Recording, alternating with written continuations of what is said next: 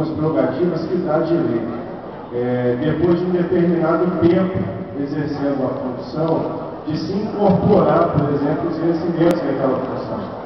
Então lá, hoje nós temos o número de funções gratificadas, é aquele que foi apresentado, mas nós temos um número maior de pessoas que têm o status de inspetor, porque já passaram pelo tempo de incorporaram o salário e a vaga foi aberta para outra. Então não é aquele número, esse número cresce à medida de que as pessoas adquirem o tempo necessário para incorporar. Então, é uma interpretação em função da falta de detalhamento que da apresentação que foi feita.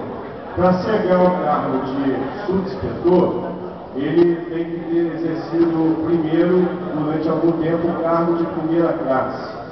Para chegar ao cargo de inspetor, ele tem que ter exercido de subinspetor durante o tempo. Então ele tem que passar, tem que passar aí um por um dos cargos, e no nosso estatuto, inclusive, o comando da guarda prevê que seja escolhido dentro do quadro de inspetores. Então nós estamos prevendo também que o comandante da guarda seja guarda municipal sempre, não vai ter alteração disso.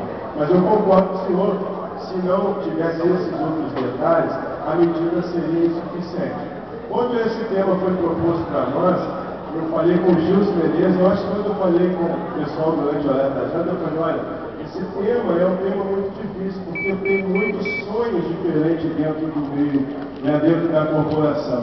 E é muito fácil fazer o discurso aqui em trabalho, porque o fato precisa. Seria muito fácil fazer isso, mas a gente sabe que tem interferência política no local dentro do município. Então, o sonho nosso, ele tem que também ser compactuado. Cheguei, foi 2 horas de viagem. Quando chegou em Rio Grande do Sul, deu uma turbulência, o avião descia, subia.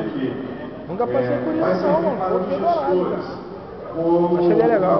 Até mesmo de negociar dentro do seu município, porque vai vir agora modelo de lei de criação de vaga, modelo de lei para poder fazer estatuto, modelo de lei... Estão querendo me botar na chapa aqui do Coronel.